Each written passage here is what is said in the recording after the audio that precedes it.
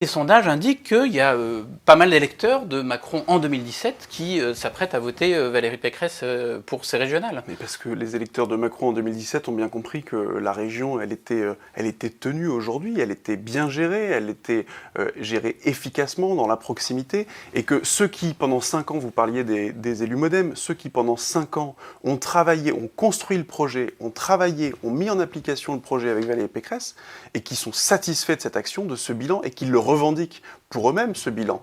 C'est leur bilan aussi. Mais qu'est-ce Eh qui bien, vous quelle distingue légitimité des propositions et des candidats macronistes dans la région, puisque vous avez exclu toute alliance, y compris au second tour? Mais pour une raison très simple, c'est que vous avez regardé les propositions du candidat macroniste en Ile-de-France aujourd'hui.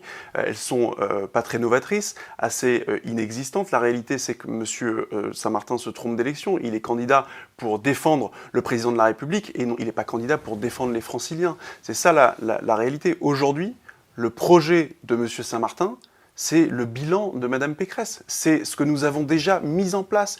Et d'ailleurs, nous sommes allés au-delà de ce que propose M. Saint-Martin. S'il connaissait vraiment la région, il ne ferait pas ces erreurs-là. Les propositions de la REM en Ile-de-France ne sont pas sérieuses, en ce sens qu'elles sont toutes déjà mises en œuvre. Donc j'ai envie de dire, plutôt que de voter pour un recyclage de ce qu'a fait Valérie Pécresse, votez directement pour celle qui tient les manettes de cette région.